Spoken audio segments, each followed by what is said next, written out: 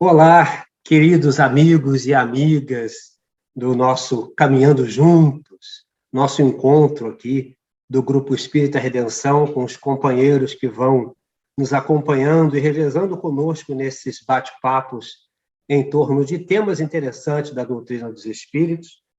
Nós cumprimentamos a todos vocês e passamos a palavra ao nosso companheiro Nilo Nogueira, que é quem desta vez estará conosco trocando ideias sobre esse tema da noite que ainda vamos anunciar. Vamos lá, Nilo, tudo bem? Tudo bem, Arlindo? Tudo bem? Uma boa noite a todos que nos assistem, boa noite. E estamos aqui mais uma vez para analisar, né? Realizar reflexões acerca desse tema, né? Contido na doutrina, que é tão importante para nós, né? Quanto mais a gente puder estudar, devassar esse conhecimento, ampliar o entendimento que a gente faz desses conceitos, né? É melhor para nós. Tem muita coisa importante que a gente precisa ter mais intimidade, né? Que realmente é muito interessante, nos ajuda muito na compreensão da vida.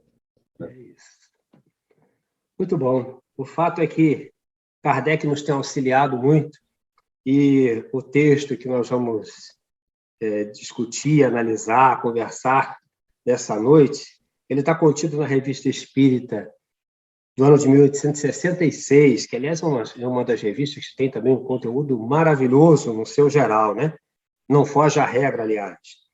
Mas esse texto que nós vamos tratar hoje é As Mulheres Têm Alma, que, além do tema ser muito interessante, a gente vai identificando novamente esse Kardec maravilhoso, analista, que tem um olhar carinhoso com a mulher, que desde muito antes disso virar moda já estava ele lá atento a um tema tão interessante como esse, por um tempo tão longínquo, né? 1866, uma discussão que a gente só veio ter um pouco depois, né? Nos Estados Unidos, por exemplo, e hoje em dia que a gente tem, de alguma sorte, mais modernamente, mais atualmente, mais contemporaneamente, que a gente tenha a oportunidade de ver isso ser tratado quando Kardec já tinha dado o primeiro passo lá em 1866. Isso é muito interessante, né? É verdade. É interessante a gente, hoje em dia, quando a gente fala isso, pode parecer até um tema antigo, né? Mas se nós formos, hoje está fácil da gente ver que, né, que absurdo. Mas há pouco tempo, há bem pouco tempo, a época da doutrina, isso ainda era uma questão, né? E ainda no século passado é que as mulheres conquistaram o direito ao voto, né? Isso é recente, né? Quer dizer, isso é um indício de como a coisa ainda era complicada, né? Como é que essa discriminação, né, do masculino e feminino, a questão da mulher, socialmente falando, como isso ainda havia uma discriminação muito forte, como a gente vê até hoje. Até hoje, aqui e ali, ainda tem resquícios disso, né? Exato. Então, não é um tema assim tão fora de contexto, né? Pois é. Nos dias de hoje. Levando-se em conta, Nilo, que a modernidade já havia surgido, né? Já era um mundo Sim, moderno, já olha era só. moderna. Não, e é interessante a gente poder estudar isso, não nos atendo apenas à questão de as mulheres têm alma ou não. Claro, hoje isso para nós é ponto pacífico, mas a gente poder entender o caminho dessa construção, desse entendimento e o papel da doutrina espírita nesse movimento, né? Como Kardec aqui, como sempre, de uma forma cristalina, ele argumenta, né? Vai argumentando e trazendo a lógica, né? Então, as argumentações assim que nós vamos entrar aqui, que são muito interessantes que ele faz. Não é isso? É isso aí. Bom, vamos começar o nosso texto, então. Inicia Kardec com a tal pergunta: as mulheres têm alma? Sabe-se que a coisa nem sempre foi tida como certa, pois, ao que se diz, foi posta em deliberação num concílio. E vejam o cuidado com o de Kardec, ele não afirma. Ele diz, pois, ao que se diz, a Igreja Católica já nega isso há algum tempo, tem textos dizendo o contrário e tal, então Kardec não faz nenhuma afirmativa leviana nesse sentido, né? Então, vamos lá. Sabe-se que que a coisa nem sempre foi tida como certa, pois, ao que se diz, foi posta em deliberação num concílio. A negação ainda é um princípio de fé em certos povos. Sabe-se a que grau de aviltamento essa crença as reduziu na maior parte das regiões do Oriente. Posto que hoje, nos povos civilizados, a questão seja resolvida em seu favor, o preconceito de sua inferioridade moral perpetuou-se a tal ponto que um escritor do século passado, cujo nome me escapa, assim definia a mulher: instrumento de prazer do homem. Definição mais muçulmana que cristã. Desse preconceito nasceu sua inferioridade legal, ainda não apagada de nossos códigos. Por muito tempo, elas aceitaram essa escravização como uma coisa natural, tão poderosa é a força do hábito. Assim também, os que, votados à servidão de pai a filho, acabam por se julgarem de natureza diversa da dos senhores. Bom, já aí dá para falar bem, né, Nil? Tem muita coisa aqui, né, para a gente avaliar. Bom, a gente pode começar pensando no seguinte: no plano material, vale, vamos dizer assim, as questões de natureza física. Então, o mais forte, o mais poderoso, é quem tem mais força. Não necessariamente, diferentemente do plano espiritual, que a envergadura espiritual, né, pela evolução, confere mais uma autoridade moral. Aqui no planeta não é bem assim, né? Aqui prevalece a força. Somos todos estamos todos envolvidos por um meio material. Então, eu posso prender você, eu posso bater em você, eu posso te matar, posso, né? Então, assim, a coisa física prevalece. Então, desde que não havia ainda um entendimento mais, vamos dizer assim, intelectual, mais civilizado a respeito dessa questão homem-mulher, o homem, por ser mais forte, submeteu a mulher. Isso, historicamente, tem até aquela imagem do homem da caverna, né, arrastando a mulher pelos cabelos e tal. Então, assim, que aquilo é uma alegoria, né?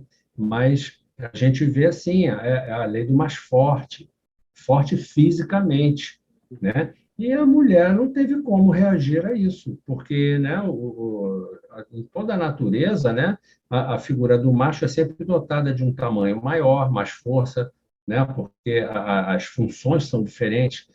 Então, a partir daí começou, a partir dessa diferença física começou a prevalecer essa diferença moral, né? A ponto de, quando ele diz assim, desse preconceito nasceu a sua inferioridade legal, ainda não apagada de nossos códigos. Nós, aqui até bem pouco tempo, tínhamos assassinato em defesa da honra. O cara matava uma mulher porque se sentia desonrado por ela. Então, estava tudo certo, ele tinha o direito de defender a honra dele. Então, quer dizer, são coisas desse tipo que vem marcando, né, essa diferença social e moral e legal acerca do homem. E, inclusive, a recíproca não era verdadeira, não é, Nil? Nem pensar, né? Não. Ao homem não se aplica isso, apenas à mulher, né? E essa questão também aqui que ele põe no final, né? Que é um hábito, né? Pelo hábito de um costume instituído e muito conveniente para alguns, né? Então, vamos dizer, para uma elite dominante, no caso o homem, era muito conveniente que assim fosse, porque ele tinha o domínio sobre a mulher. E da mesma forma, esse hábito, né, que vira um traço social marcante, como se fosse algo natural, também se dá, que no finalzinho ele levanta essa questão, né, com os que são votados à servidão de pai a filho, ou seja, aquele servo passa para o filho o dever de servir ao Senhor, né, bem servir, havia até vamos dizer assim, como se diz, o bem servir, né? Saber servir bem ao Senhor era um conhecimento, era uma técnica, era algo importante. Virava uma qualidade augurável. Olha, esse é que é um escravo de valor. Não, ele é da família de bons servidores, né? Então, isso acabava marcando, né, na pessoa uma sensação de casta, de inferioridade, de ser inferior ao seu senhor. Que, aliás, podemos até abrir um parêntese aqui, essa diferença, essa posição de inferioridade, de senhor e vassalo, esse tipo de relação, onde o outro tem poder, pode castigar, pode punir, foi esse mesmo modelo se transportou para a religião. Uhum. Passa-se a entender um Deus como um senhor que pode punir, castigar, e eu sou inferior e ele é todo-poderoso. Então, é o mesmo modelo de submissão e obediência. Olha só, então a E os que relação. falam em nome desse Deus têm esse mesmo poder, né? São revestidos desse poder do Senhor. Então, olha só que beleza para manter o povo bem obediente, né? Então, são questões para a gente pensar que tipo de relação a gente tem com Deus, com essa questão, né? Quando a gente pensa em Deus, como é esse Deus que a gente imagina, né? Então, aqui é só um parêntese, né? Porque o nosso tema é outro. Mas aqui tem muita coisa para a gente falar. Só nesse primeiro parágrafo. Mas vamos lá, para não esgotar tudo? Vamos esgotar tudo? A gente Sim, vai andar mais um sigamos. pouco. Contudo, o progresso das luzes ergueu a mulher na opinião. Muitas vezes, ela se afirmou pela inteligência e pelo gênio, e a lei, posto ainda a considerar-se menor, pouco a pouco afrouxou os laços da tutela. Pode-se considerá-la como emancipada moralmente, se não é legalmente. É a este último resultado que ela chegará um dia pela força das coisas. E olha, Kardec olhando para o futuro e diz, olha, amanhã isso vai mudar, isso vai ter que mudar pela força das coisas. Isso é bem legal. Né?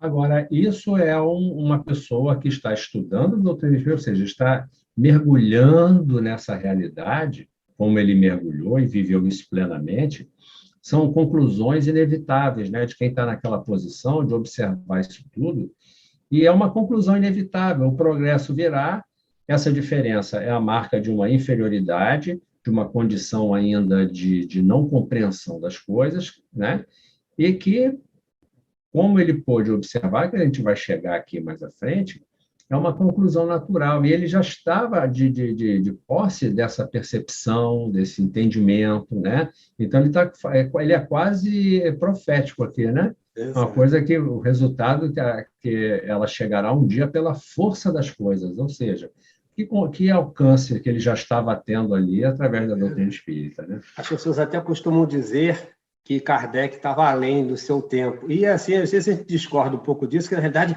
ele estava exatamente no tempo dele. A questão é que ele se dedicou ao olhar. Ele olhou com o desejo de saber, com olhos de ver. Ele não estava... Ele se dedicou a ser o homem que precisava ser para aquele momento ali. Eu acho que Exato. é Era o isso. que se tinha para o momento e ele se dedicou a olhar, a observar. Ele conseguiu ver isso, enxergar, porque já havia, não é à toa que a doutrina veio naquela época, já havia condições para o entendimento desses conceitos, né? Exato. Sigamos. Ultimamente, lia-se nos jornais que uma jovem de 20 anos acabava de defender o bacharelado com pleno sucesso perante a Faculdade de Montpellier. Dizia-se que era o quarto diploma do bacharel concedido a uma mulher.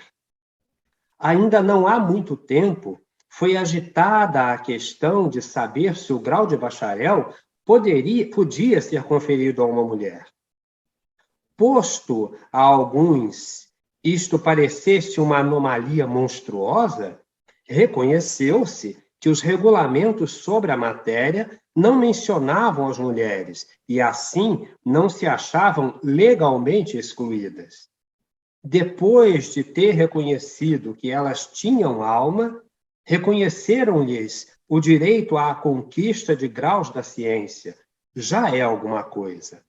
Mas a sua libertação parcial é apenas resultado do desenvolvimento da urbanidade, do abrandamento dos costumes, ou, se quiser, de um sentimento mais exato da justiça.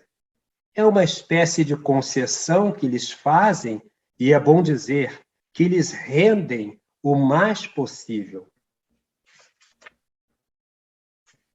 Pois é, né? Aqui é interessante, né? Que ele vai colocando assim, vai-se aos poucos percebendo isso, Mas a liberdade que se vai dando é como uma concessão. Tá, vá lá que seja. Então, permitiremos que ela, né? Permitiremos que a mulher possa se formar em bacharel. Essa aí estudou, conquistou, ela quis, ela mostrou, ok, então tá, vamos então conceder, já que não tem nada que impede, quer dizer, a atitude ainda é de uma De concessão, concessão. Não tem né? nada na lei proibindo, então tá bom. Tá bom, é uma permissão, ok, vamos deixar, né? Ele está chamando a atenção aqui para isso. A atitude ainda é de uma superioridade que tolera algo, né, que a princípio meio que agride um pouco o costume, agride a ideia vigente, né, machista e tal, mas ok, por força de um, vamos dizer, de um abrandamento das questões sociais, como ele diz aqui.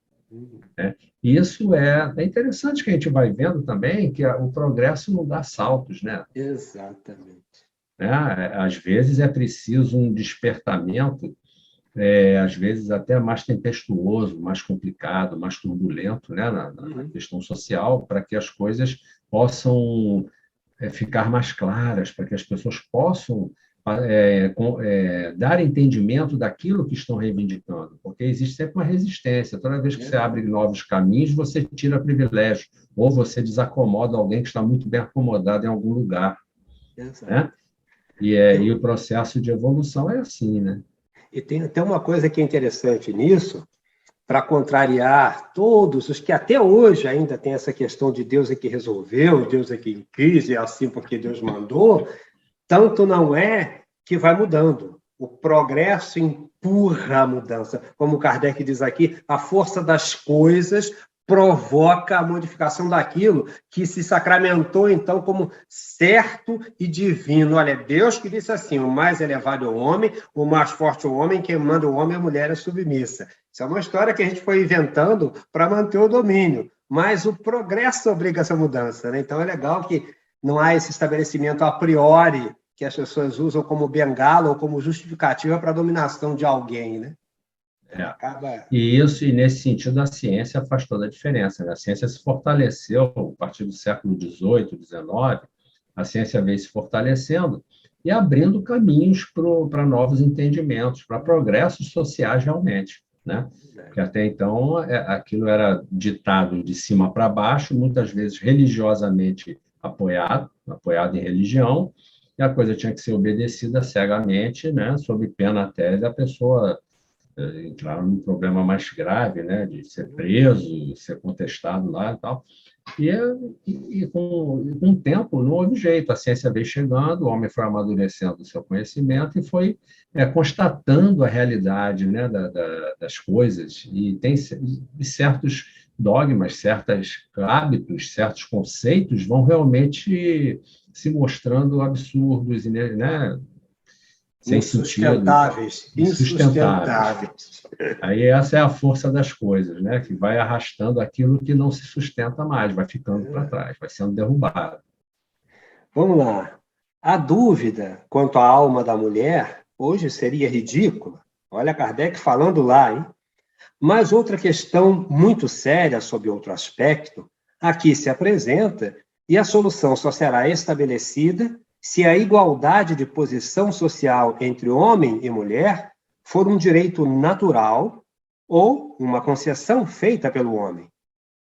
Notemos de passagem que se esta igualdade não for senão uma concessão do homem por condescendência, aquilo que ele deu hoje pode ser retirado amanhã, e que, tendo por si a força material, salvo algumas exceções individuais, em massa ele levará sempre o melhor, sempre a melhor. Ao passo que, se essa igualdade estiver na natureza, seu reconhecimento será o resultado do progresso, e, uma vez reconhecido, será imprescritível. Kardec né? Aqui ele está trazendo uma questão, está começando aqui um debate super importante, né? A questão de, hoje em dia já é ridículo você, quer dizer, ali naquela época, né, que ele está escrevendo, já era ridículo, considerado ridículo, você questionar se a mulher tem alma ou não. Né? Ou seja, já era Já era senso comum que a mulher tem alma. Mas tem um outro aspecto ali. Isso está sendo concedido pelo homem, ok, vamos aceitar que a mulher tenha alma, né? Ou isso é uma dedução por força da observação das coisas, ou seja, é pela percepção da natureza das coisas. Aí é que faz a diferença. Porque enquanto for uma concessão, como ele está dizendo aqui, se você dá, se você concede, você pode tirar. Então, ficaria a mulher ainda à mercê da benesse do homem. Uhum. Né? Então, essa é uma questão. Afinal, esse reconhecimento é de que natureza? É por uma concessão ou porque realmente ficou claro, o homem está convencido pelas leis da natureza de que há uma igualdade, ou de que a mulher tem alma? Muito Né? legal Então, isso. ele levanta essa questão aí para a gente avaliar. Muito bom. Né? Ele diz assim, ao passo que se essa igualdade estiver na natureza, seu reconhecimento será o resultado do progresso. E uma vez reconhecido, será imprescritível. Né? Ou seja, se o homem consegue entender, ele alcança o entendimento de que a mulher realmente tem alma e somos iguais, não é mais uma questão de opinião, é um Uhum. fato. É um fato como a lei da gravidade, como a Uhum. eletricidade, como, né, tantas outras coisas que já foram constatadas na Isso. natureza. Né? Muito bom, Interessante. muito Ele bom. vai conduzindo, né, o assunto, trazendo argumentações assim fundamentais para o clareamento dessa questão. Né? E provocando as reflexões de quem está lá, né? Isso, Olha, quem lê isso isso. aí diz, opa, né? Para a gente poder até entender que não é uma questão assim de opinião, não se Uhum. trata mais de uma questão de opinião, é algo para se ter o conhecimento, né? Ele vai tirando tudo da órbita do arbítrio, né? Não é o arbítrio que Isso, decide isso, exato, né? exatamente. Então, é muito, muito, muito, muito Exatamente. forte isso. Criou Deus as almas masculinas e femininas? Fez estas inferiores àquelas? Eis toda a questão. Se assim é, a inferioridade da mulher está nos desígnios divinos e nenhuma lei humana poderia aí interferir. Ao contrário, criou-as iguais e semelhantes, e as desigualdades fundadas pela ignorância e pela força bruta desaparecerão com o progresso e o reinado da justiça. Muito bom É. isso, né?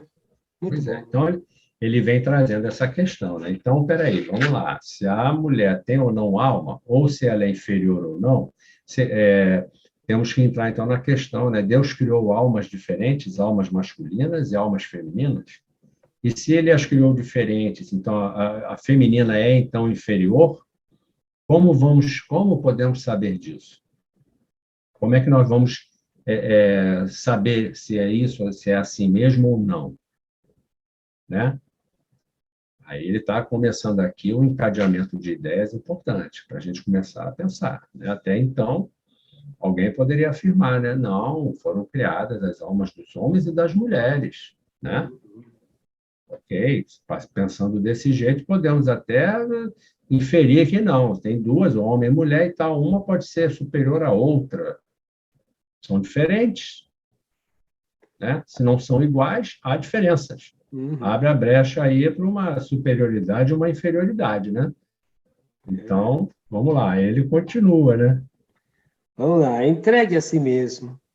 O homem não podia estabelecer a respeito senão hipóteses mais ou menos racionais, mas sempre controvertidas.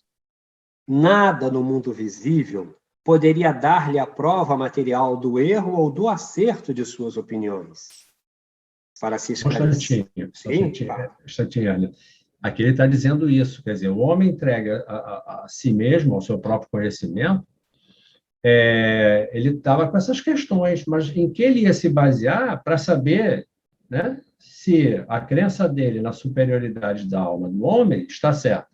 Uhum. Ou será que é a mulher que tem alma superior? Como é que nós vamos saber? Ele não tinha como saber disso, ele tinha essas questões, né? Tentava resolver, responder com base no que via. Não, o homem é mais forte, então a alma do homem é superior. O homem É. é mais inteligente, vamos dizer, entre aspas, Porque ele dominava tudo, ele comandava tudo, então ele se achava o mais inteligente, né? Mas, bom, até aqui porque está ele nunca dizendo isso. permitiu que ela fizesse nada Ela disso. fizesse nada, né? Ela só podia ficar em casa, não podia ler, não podia aprender a ler, só podia ficar em casa, não podia fazer nada, né? Então, assim, Kardec começa trazendo essa questão, né? O homem estava entregue a si mesmo, então, como é que ele ia ter meios de discernir sobre isso? Ele não tinha, né? E aí, seguindo, para se esclarecer, seria preciso remontar à fonte, escavar os arcanos no mundo extracorporal que não conhece. Estava reservado ao Espiritismo resolver a questão, não mais pelos raciocínios, mas pelos fatos, quer pelas revelações de além-túmulo, quer pelo estudo que diariamente deve fazer sobre o estado das almas após a morte. Então, esse é um momento crucial da observação de Kardec, né? É isso aí. Da Aqui ele atenção dele para começa. isso. Isso. Siga lá. Aqui ele começa, então, a mostrar assim como o papel do espiritismo nessa questão. Ele está começando a entrar nisso aí agora, trazendo a doutrina espírita como sendo um fator que vai trazer, lembra naquela questão lá, se era uma concessão ou se é o reconhecimento de algo natural. Aqui começa a doutrina espírita, então, a entrar nesse assunto e mostrar coisas, né, que ele vai... Vamos lá, vamos seguir que ele vai mostrar aqui, né? E coisa capital, esses estudos não são o fato nem de um homem, nem de um só homem, nem das revelações de um só espírito, mas o produto de inúmeras observações idênticas, feitas diariamente por milhares de pessoas, em todos os países, e que, assim, receberam a sanção poderosa do controle universal, sobre o qual se apoiam todas as doutrinas da ciência espírita. Ora, eis o que resulta dessas observações. As almas ou espíritos têm sexo? As afeições que os unem nada têm de carnal, e por isto mesmo são mais duráveis, porque fundadas numa simpatia real, e não são subordinadas às vicissitudes da matéria. Bom parar aí? Olha só. Sim, aqui já temos aqui. Então ele chega, ele faz o fechamento disso. Então a doutrina espírita, ela entra nessa história. Entra não, né? Porque a doutrina espírita traz essa questão, né? Isso aí através da doutrina espírita. Essa questão surge e fica comprovado, não só por uma pessoa, por um homem, nem a revelação de um espírito, mas é uma confirmação, uma observação pelo mundo inteiro, né? Por várias, houve o poderoso controle universal dessas informações, né? E se chegou a esse conhecimento, ficou comprovado, né, que o espírito não tem sexo, né? Essa é a grande questão. Essa é a grande questão. Pois é, ficou comprovado ali, né? Isso vai se desdobrar aqui, nós não vamos fazer spoiler, né? Isso, vamos devagar. Achei interessante que na sua versão da Revista Espírita está uma pergunta: as almas ou espíritos têm sexo? No meu é uma afirmação: as almas ou espíritos não têm sexo. Eu fiz a pergunta? Foi.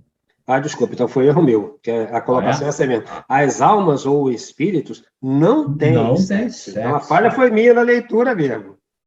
Não é uma pergunta, não, é uma afirmativa. Estaria dentro da questão, né? Constatada por essas observações. Não, isso aí foi falha minha mesmo. Ou seja, não há diferença, então, na alma, não há diferença entre homem e mulher. Então, quer dizer, ele já começa a trazer um conhecimento, e não é uma opinião, é um fato comprovado através do controle universal, né, com que foi feita a doutrina espírita. Exato. Então, é o controle universal isso. do ensino dos espíritos, dado, como ele diz, em vários centros, em várias ocasiões, por vários médios, em vários países do mundo. Então, isso. Interessante que ele acrescenta aqui, né? As afeições que os unem nada tem de carnal, Então, a questão sexual, na verdade, ela vai estar presente aqui, ela tem uma função na matéria, mas as afeições entre os espíritos não tem nada de carnal, né? E por isso mesmo são mais duráveis, são verdadeiras afeições, por questões mesmo de identificação, de troca afetiva, de compreensão, de afinidades, né? E Porque não fundadas numa subordinadas às vicissitudes da atitudes da matéria. matéria. É isso aí. Sigamos lá. Kardec segue. As almas se encarnam, isto é, revestem temporariamente em um envoltório carnal, para elas semelhante a uma pesada vestimenta de que a morte as desembaraça. Este envoltório material, pondo-as em contato com o mundo material, nesse estado elas concorrem ao progresso material do mundo que habitam. A atividade que são obrigadas a desenvolver, quer para a conservação da vida, quer à procura do bem-estar, auxilia-lhes o avanço intelectual e moral. A cada encarnação, a alma chega mais desenvolvida, traz novas ideias e os novos conhecimentos adquiridos nas existências anteriores. Assim, se efetua o progresso dos povos. Os homens civilizados de hoje são os mesmos que viveram na Idade Média e nos tempos de barbárie e progrediram. Os que viverem os séculos futuros serão os de hoje, porém ainda mais adiantados intelectualmente e moralmente. Aqui é interessante que ele coloca, né? Não sei se ele vai falar alguma coisa. Não, diga você, depois a gente fala. Ele traz aqui, né? Ele vai trazendo aqui a questão da encarnação, da necessidade da vida na matéria, ou seja, o papel da vida na matéria na evolução espiritual, né? Porque na matéria, viver na matéria exige esforço, né? No mundo espiritual, as relações de coisas são diferentes. Mas para viver na matéria, nós precisamos nos esforçar para prover alimentação, segurança, né? Sem o que nada acontece. Sem o esforço, nada acontece. Então, e nesse esforço para a manutenção da vida, né? Vamos pensar lá nos homens das cavernas, né? Que tinham que sobreviver, catar alimentos, como todos os animais fazem. E, aos poucos, o homem, por ser mais inteligente, vai desenvolvendo ferramentas, armas para caçar, vai melhorando seus acampamentos, controla o fogo, e aí por aí vai, através do esforço para a sobrevivência e busca de conforto, de bem-estar, isso vai trabalhando o intelecto e desenvolvendo a inteligência do homem. É assim que a inteligência vai sendo desenvolvida, é nesse esforço, né, no meio físico, na matéria. E a reboque vem depois a evolução moral, né, decorrente desse conhecimento todo, né? E é interessante que ele vai trazendo isso como sendo uma condição, né, em que o homem vai se desenvolvendo, e a questão masculino e feminino está nesse meio aí, nessa evolução, nessa história na matéria, né?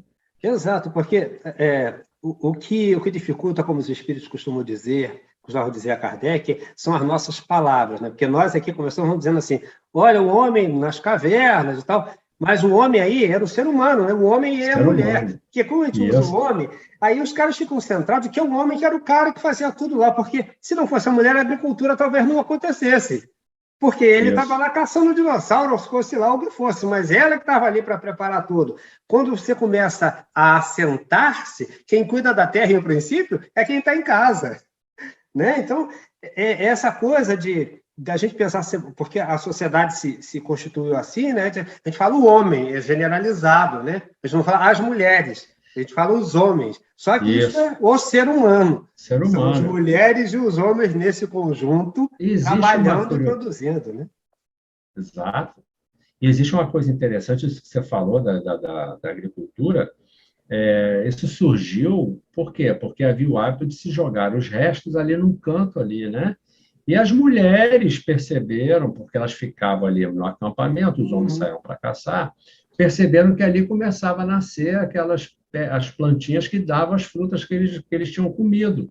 E eles começaram a entender isso, então começou a ideia da plantação, né? De pegar as sementes para plantar. Isso foi observado pelas mulheres, né? É Que o homem interessante isso. o homem que é o tal do forte, ele vai ver, mas olha, quem olha o detalhe é a mulher. Ela que Detalhe, era a mulher. observa o que está acontecendo e ela acaba tendo uma visão geral, porque ela olha tudo e a gente É. acha que está com tudo e não está com nada, na verdade. Mas é interessante essa evolução, explica muitas coisas, né? Porque Uhum. a gente sabe que a mulher consegue fazer 10 coisas ao mesmo tempo. O E a homem gente só pira da consegue se primeira. aprofundar. A gente só consegue manter realmente focado, concentrado numa só de cada vez. Uhum. Mas por que isso, né? Existe um livro que fala sobre isso. Porque a mulher ficava no acampamento, ela tinha que vigiar o fogo para não apagar, ficar de olho na cria, ver se Uhum. não tinha bicho rondando, ver o tempo como é que estava, É ela tudo tinha que com ela prestar mesma. atenção, tudo com ela mesma. Então, ela tomava conta de tudo ao mesmo tempo. O homem saía para caçar, ficava com a atenção focada ali na caça, no Uhum. animal e tal, e toda a sua força voltada para aquilo ali. E nisso, essas capacidades vão se desenvolvendo em É, direções diferentes, né? exato. É que, E, ao mesmo tempo, para o homem condicionando, né, coitado? Ele todo poderoso, mas só sabe olhar para frente, assim. mas cabia ao homem, por ser mais forte, também a Uhum. defesa do É acampamento, né? Os verdade. ataques, às vezes, de tribos ou clãs inimigos, né? E Inimigos. tal. É Então, aí. assim, eram funções diferentes, né? Exato. Os sexos só existem no organismo. São necessários à reprodução dos seres materiais. Mas os espíritos, sendo criação de Deus, não se reproduzem uns pelos outros, razão por que os sexos seriam inúteis no mundo espiritual. Como isso toca, inclusive, a nossa atualidade, né? Pois é. Tá aí, né? Os sexos só existem no organismo, né? Hoje, né, não vamos chegar lá, não vamos fazer spoiler. Então, ele está falando que é Uhum, desnecessário. Quer dizer, são necessários a reprodução dos seres materiais, mas os espíritos não se reproduzem pelo sexo. uhum, Né? O espírito não nasce do espírito, né? Sendo, então, razão pela qual os sexos seriam inúteis no mundo espiritual. uhum. Daí, então, por isso, o espírito não tem sexo. Né? O sexo existe no corpo No corpo material. material, isso aí. Bom, sigamos lá com Kardec. Os espíritos progridem pelos trabalhos que realizam e as provas que devem sofrer, como o operário se aperfeiçoa em sua arte pelo trabalho que faz. Essas provas e esses trabalhos variam conforme a sua posição social. Devendo os espíritos progredir em tudo e adquirir todos os conhecimentos, cada um está chamado a concorrer aos diversos trabalhos e a passar por diferentes gêneros de provas. É por isso que, alternativamente, nascem ricos ou pobres, senhores ou servos, operários intelectuais ou da matéria. Assim, se acha fundada sobre as leis mesmas da matéria o princípio da igualdade, pois o grande da véspera pode ser o pequeno do dia seguinte, desde que, nas relações sociais, reencontramos antigos conhecimentos e, no infeliz que nos estende a mão, pode encontrar-se um parente ou um amigo. É com o mesmo objetivo que os espíritos se encarnam nos diferentes sexos. Aquele que foi homem poderá renascer mulher, e aquele que foi mulher poderá nascer homem, a fim de realizar os deveres de cada uma dessas posições e sofrer-lhes as provas. Pode incomodar muita gente, mas é verdade. Né, Arlindo? Você vê aqui, né? A doutrina espírita vem mostrar, vem assim, como é que eu vou dizer, devassar, dar entendimento a tudo aquilo que Jesus trouxe. Qual foi a base, né, dos ensinamentos de Jesus? A fraternidade e o amor ao próximo, né? Jesus veio instaurar no planeta a era do amor, né, da fraternidade, do amor ao próximo. Acabar com aquela noção de que o mais forte tem que dominar o mais fraco e tem que se aproveitar e pronto, que o mais fraco não vale nada. Ele vem mudar esse conceito, ele vem trazer o mundo para um outro patamar de entendimento. E aqui vem explicando a base disso. Por que a fraternidade? Por que amar o próximo? Porque hoje nós estamos aqui, amanhã podemos estar ali, no final das contas, estamos todos no mesmo barco. Estamos todos sujeitos a passar pelas mesmas coisas, né? Então, não há porquê nos sentirmos melhores ou piores do que quem quer que seja, né? As situações por que passamos são transitórias. A situação em que nos encontramos hoje são transitórias, vão durar alguns anos. Numa próxima encarnação, as condições serão outras, e nós não sabemos, né? Tem a ver com o que estamos fazendo hoje, das nossas escolhas, né? De como estamos conduzindo a nossa vida e como estamos afetando os nossos irmãos próximos, né? E distantes também. Né? Tem uma coisa que me lembra esse trecho em especial, como o Gil capta isso, né? Com o super-homem. Um dia vivi a ilusão de que ser homem bastaria, que o mundo masculino tudo me daria do que eu pudesse ter. Eu acho que é bem nesse caminho para a gente ir. Verdade. Né? Isso é algo que vai abrindo a nossa compreensão, né, sobre o estar vivendo, o nosso papel diante do próximo, diante de qualquer pessoa. Né? Ele é bem claro, ele coloca um exemplo aqui, aquele que lhe pede esmola na rua pode ter sido um amigo, em outra vida, um parente, né, que está passando por situações que têm a ver com o progresso dele, a evolução dele, né? E não é por isso que vamos desprezá-lo ou repudiar ou achar que ele é inferior. Não, ele está passando por uma experiência que o tornará apto ao crescimento e à evolução. Quem sabe, numa próxima encarnação, ele não estará melhor do que nós. É verdade. Espiritualmente falando, não estou falando materialmente, não, eu digo espiritualmente.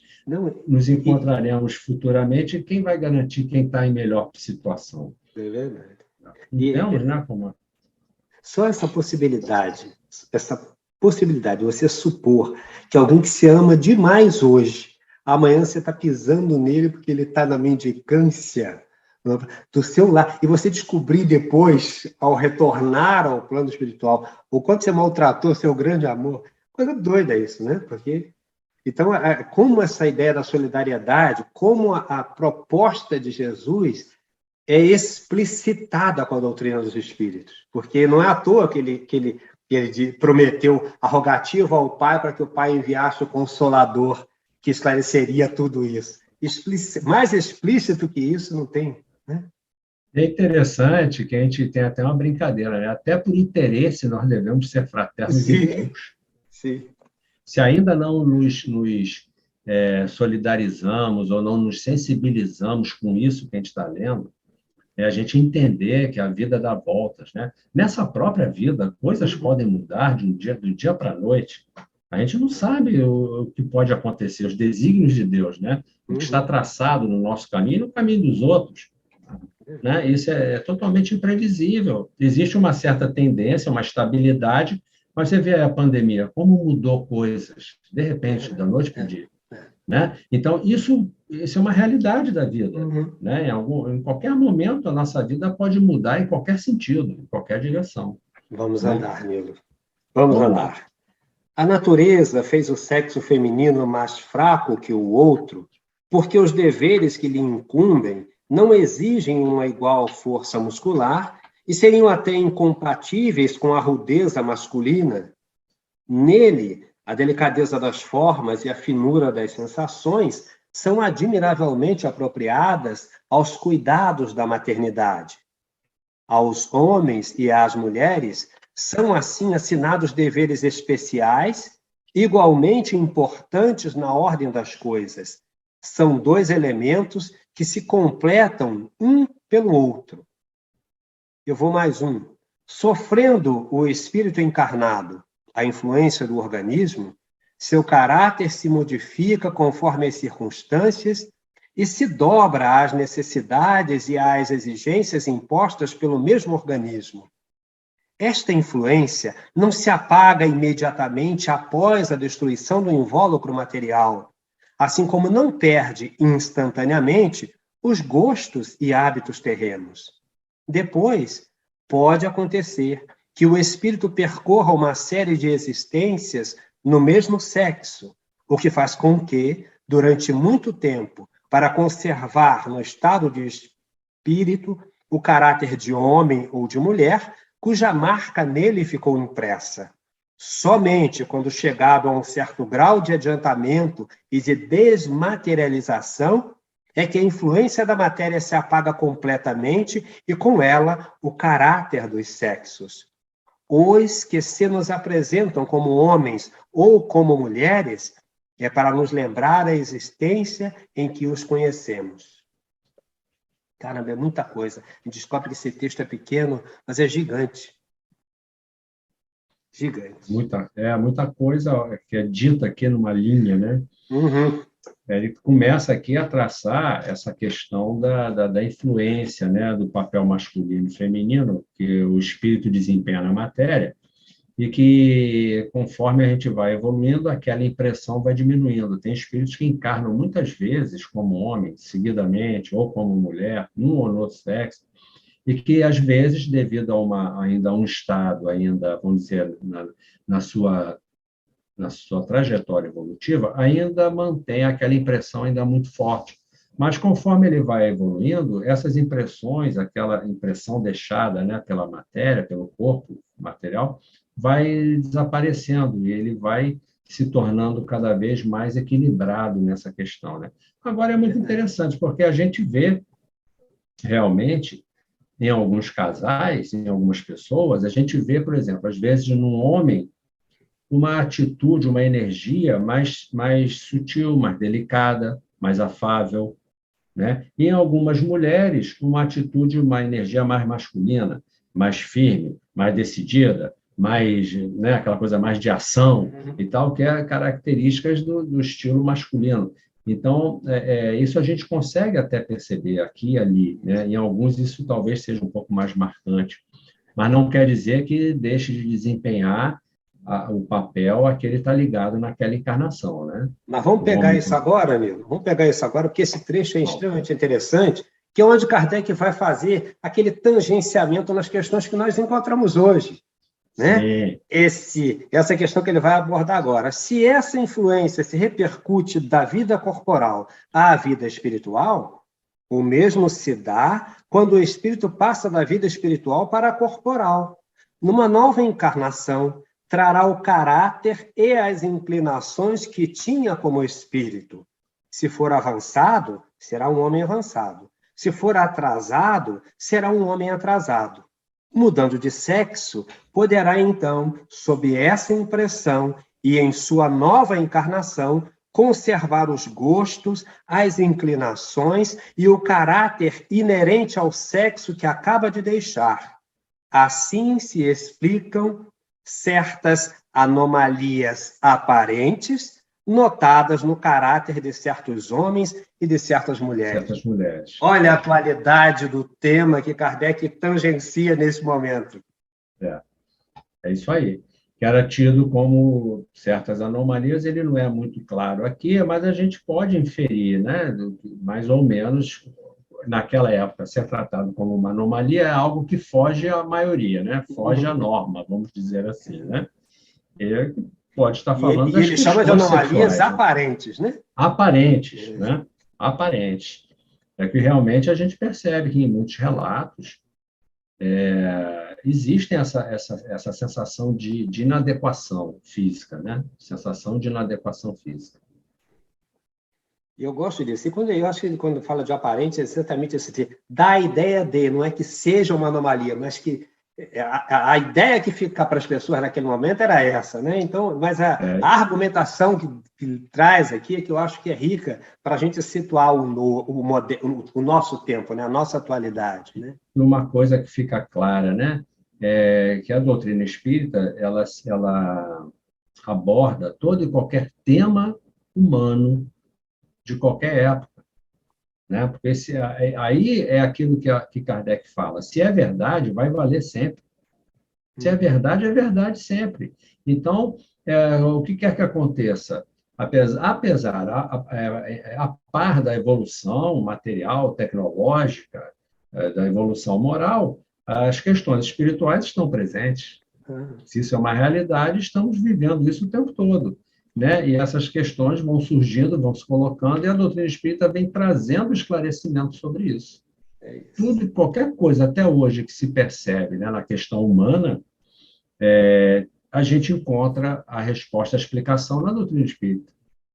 Ali já foi abordado de alguma forma, em algum nível, aquilo já foi abordado, porque faz parte da realidade humana, né? Exato. Agora, Nilo, em face ao nosso tempo, nós vamos fechar aqui com aquele trecho final que Kardec traz com a doutrina espírita, lá no finalzinho. A igualdade da mulher não é mais uma simples teoria especulativa, não é mais uma concessão da força à fraqueza, é um direito fundado nas mesmas leis da natureza.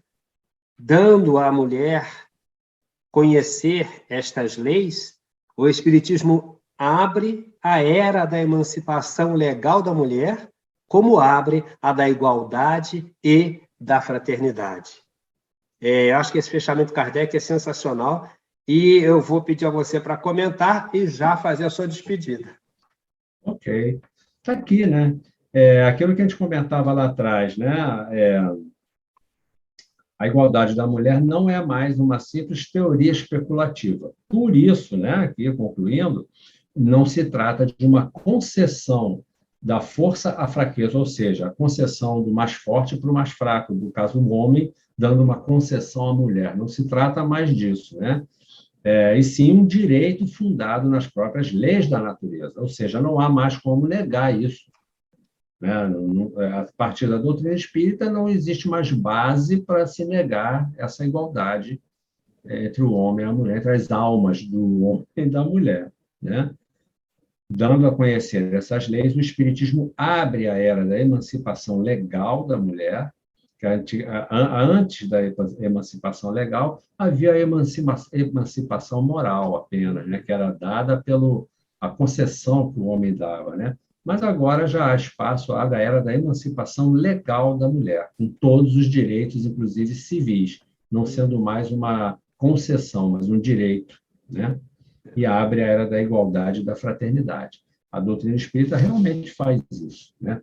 Mostrando a relação entre os espíritos, a reencarnação, nos mostra que a fraternidade é o caminho. Sem isso, nós não vamos nunca ter um mundo melhor aqui, um mundo de paz, de compreensão, de tolerância, de amor ao próximo, de respeito, de justiça social, justiça pessoal e justiça social.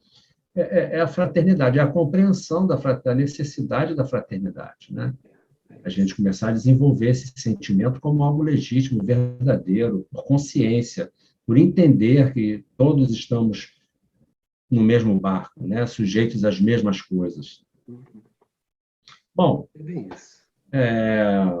espero que a gente possa ter trazido reflexões importantes para todos vocês que estão nos assistindo, e para a gente também é sempre um início de reflexão, porque isso aqui dá base para a gente ainda estudar muita coisa, né? Aprofundar um tanto mais isso aqui. Isso é uma característica da doutrina, né? Ela vai nos dando, abrindo portas, uma porta abrindo em outra, e a gente vai ampliando a nossa percepção sobre isso tudo. Foi um prazer estar aqui com você, Arlindo, foi um prazer estar novamente aqui, podendo estudar a doutrina espírita. Um grande abraço a todos e até uma próxima. Obrigado, Nilo. Muito obrigado. Amigos e amigas de casa, nós agradecemos imensamente. E lembramos que nós estamos falando de um texto de Allan Kardec de janeiro de 1866. Olha, vamos lá na revista ver isso, pensar nisso, estudar, rever isso, que é muito, muito rico, muito rico. A doutrina dos espíritos é um manancial inesgotável. E não há nenhum assunto aqui que seja estanque. Estudei e parei, não, todos eles vão abrindo, como o Nilo lembrou, portas e portas e portas e portas e portas, e a gente não acaba de aprender nunca, né? Muito obrigado, Nilo, muito obrigado, uma boa noite para você, uma semana boa, amigos e amigas de casa, um beijo nos corações, muita paz, muita luz, muito amor. E vacinem-se ainda, porque a Omicron está aí, hein? Não vamos deixar passar o negócio, não, porque saúde é o que interessa. E a ciência continua nos chamando a atenção para a vacinação, para o uso de máscara e a não aglomeração, que nós sejamos os primeiros sempre, como espíritas que somos, a dar esse excelente exemplo. Muita paz a todos. Muita paz.